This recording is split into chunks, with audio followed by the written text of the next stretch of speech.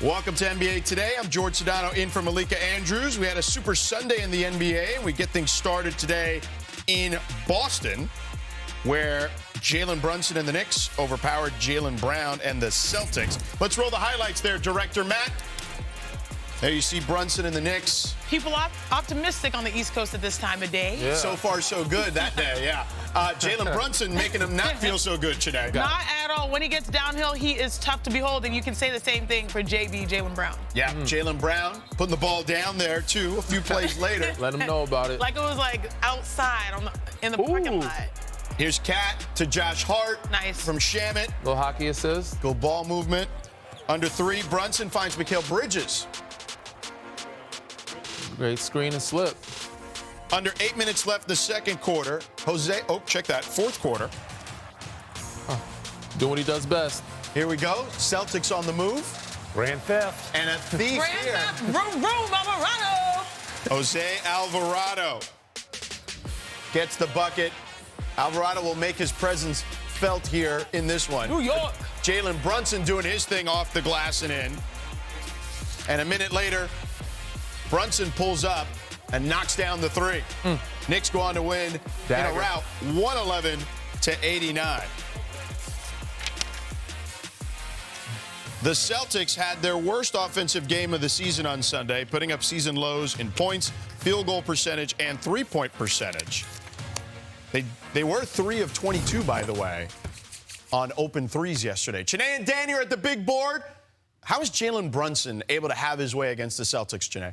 Let's go, Danny. Let's break it down. You know what I'm saying? Because you know what happens when after a good old-fashioned butt-whooping that the Knicks dealt with facing Detroit, you take it personally, and their leader did exactly that. Jalen Brunson was sensational, especially in that first quarter. I'm going to take the offense. Are you going to take the defense? Let's roll the tape, Director Matt, because Brunson is excellent in the mid-range. He's Mr. Mid-range. He's 7th. He makes the 7th most mid-ranges in the NBA. Look at the shot clock. 20 seconds does not matter. He was locked in. They knew they had to bounce back in a big way. Do you see that footwork to get back to that jumper? It's tough. It does not matter if it's a make or a miss. He's pushing. And when he gets that speed, he's so good at controlling the tempo. 18 seconds on the shot clock, paint wide open. It does not matter how big he is or how small he is. Pace. He has elite footwork, truly, honestly, like a big. But I want you to look at this number right here. This was deep in the archives. I think it was like Stat Williams, our amazing researcher, that found pushing it. That pace. He had 17 points within the first 10 seconds of the shot clock, the second most he's had in this season. I think he's found some money in that. He has. But the offense is looking good. Offense. Yeah. Now let's get over to the defense, because that's what I like to play. And this started not just with the other guys, but Mikal Bridges picking up high, letting his presence be known. Defense, they're feeling the offense, the offense feel him. Jalen Brown gives it up, tries to throw a quick throw and go, but he stays in the play. Cat makes him kind of make a decision, gets back in the play, makes a deflection, gets a little block. Defense, offense, Josh Hart, one of the best in the business at transition. True. Getting an easy layup. And again, you know, Jose Alvarado, he's new to this team, but he comes in, fits right in. Jalen Brown sees him. He sees him happen. He says, I don't care if you see me, I'm still going to get this ball. He tries to use his body, tries to back him into him, uses his weight against him, his momentum, gets a little back tap, little one-hand, easy layup. Let New York know you in the building, young fella. Let them know you here. Yeah. So that's how their defense was.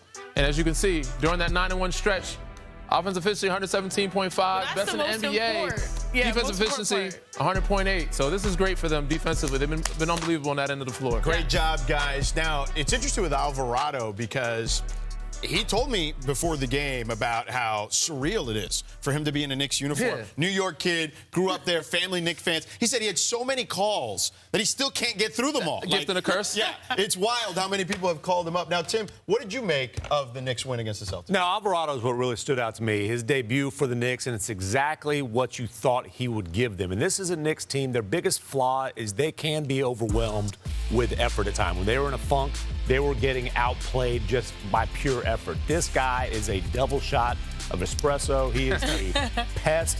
You're going to get this from him on a night-to-night basis. And I can't wait to see the kind of reception he gets from that Madison Square Garden crowd. I got a feeling he's going to be a fan favorite in New York. You Absolutely. think? They're going to be cheering, Jose. Yeah, that's going to be live in that building. No doubt with the intensity he brings to the table for sure. Now, it wasn't all bad news for the Celtics. Jayson Tatum has started participating in 5-on-5 scrimmages with coaches less than a year removed from his ruptured Achilles. Tatum, a top 5 player arguably in the NBA, has been out since May. For an update on his status, we bring in senior NBA insider Shams Charania. Shams, welcome, brother. What's the latest on Tatum's recovery? George, my understanding is these 5-on-5 control scrimmages have been taking place with coaches and the Stay Ready group on the Celtics. He still has more boxes to check, though. Obviously, the next natural progression is for him to feel comfortable enough to move with practice with his rest of the roster and the rest of his teammates. There's going to be the normal nerves at this point in the calendar about making a return to a really good team and the expectations that come. What I was told over the weekend, though, is that Jayson Tatum has made it clear to people around him he wants to come back when he feels like he's Jayson Tatum. Not if he's a shell of himself, not if he's a lesser percentage of himself. And so when he's 100% confident with his leg, with his body, that he's going to be able to be himself, and when he's 100% cleared from the Celtics medical staff, that's when he will make his return. It remains to be seen whether that will come this season. James Harden made his debut with Spider Mitchell and the Cavs on Saturday against the Kings. Oh, yeah, locked in right there. I love it. Got in his eyes, and then this is his bag. We've seen this for a decade at least. Yep. Step back, signature. Gets the 15 triple. years. Vintage Harden there. A couple minutes later, Oh, Harden man, he just leads them perfectly. feeds Craig Porter, who feeds Allen. Allen had 29 and 10. Early in the fourth, Donovan Mitchell drives hard. He gets the bucket and one. What a great weekend to be Donovan Mitchell. You know what I mean? What a great weekend. Harden with the drive. Catch and shoot three now. Boom. Couple minutes later, Is that allowed? the Kings were up 2 here. Nick Clifford, he drills the three-pointer. Then Harden gets Gotta back guard in the that act. man. Guard that man. He had a little spring in his step, don't y'all think? You think? Yeah. Defense. New atmosphere. Sacramento. We know what you're up to. Harden had 23 and 8 in his debut. The beam's on hold. Next time down, the Cavs trail by 1. Mitchell gets the spin move in there. Tasmanian devil, that's what I call him. Mitchell had 35, 29 of those in the second half. And after the game, Travis Scott was fired up with Don and James. And I'm just here to support him and do whatever it takes to help. So after one game, we going to the yard. What are we doing? DM, JH, what the That is crazy. There we go. He's fired up. I love the energy, though. Hey, shout out to Serena Winter. She was not letting that mic No, go. that's the way you do it, Serena. Never let go of the mic. All right, Mitchell and Harden combined for 32 points on 10 of 13 shooting in the fourth quarter, outscoring the Kings by themselves in that final period. James Harden, electric in the fourth quarter, helped the Cavs knock down the Kings. So, Chiney, what do you make of the beard in Cleveland? What is James Harden historically his biggest knock, his biggest criticism?